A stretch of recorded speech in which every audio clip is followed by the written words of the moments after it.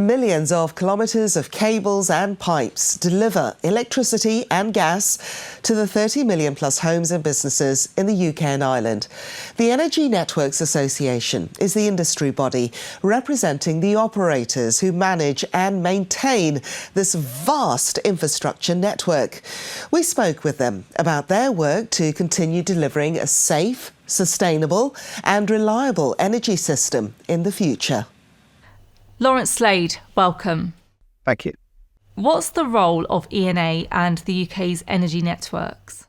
So the ENA represents the UK's electricity networks at both transmission level and at distribution level. And if you want to think of it this way, the transmission level is like the motorways of the country. So moving at high voltage electricity around the country. And then the next level down is the distribution network, which is like the A and B roads of the country. And we represent the companies that run both the transmission and the distribution sectors.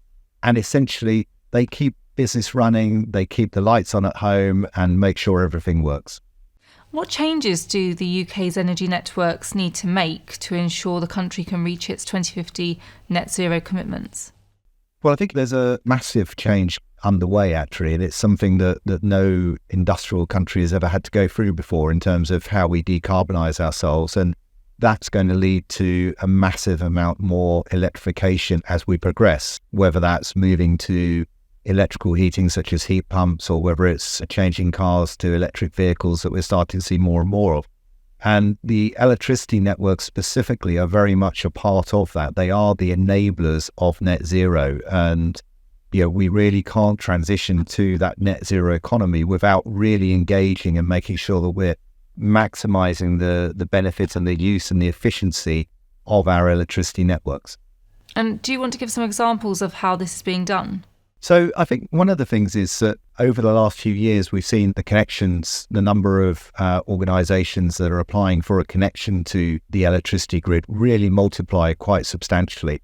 And so one of the things we're having to do is really from scratch reform how the whole connections process works and make sure that we can get new sources of generation onto the system. That's clean sources of generation such as solar power or onshore or offshore wind onto the system as quickly as possible. And that's, is a piece of work that's taken some time to get right, but we're now starting to see projects really moving forward.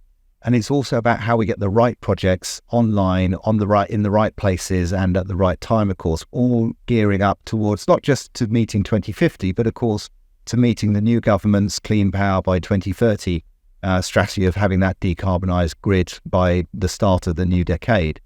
And innovation is a very, very central part of that. There's elements that we can do, as I just said, with connections, but then there's also what we can do to make sure we're using the grid in the most efficient way. So we're not just constantly building out new parts of the grid, we're making sure that we're using the infrastructure that we've got today in the most effective manner. And what is the Energy Innovation Summit and why is it so important to the industry?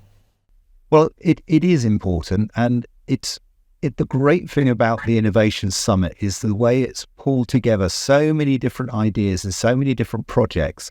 And for us to really maximise the benefit to the nation, quite literally, and to ensure that we're providing the most efficient and cost-effective service for our customers, we have to constantly innovate.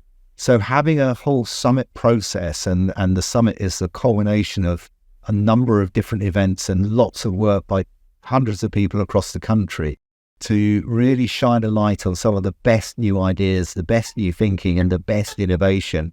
That's got to be absolutely central and at the heart of our mission. One of the challenges is having a skilled workforce to deliver these innovations. How is the ENA working to help deliver this?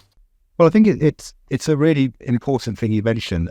Overall, the electricity networks in the UK employ something in the region of 26,000 people. So we're already a huge employer. And of course, those are jobs that are right the way across the country.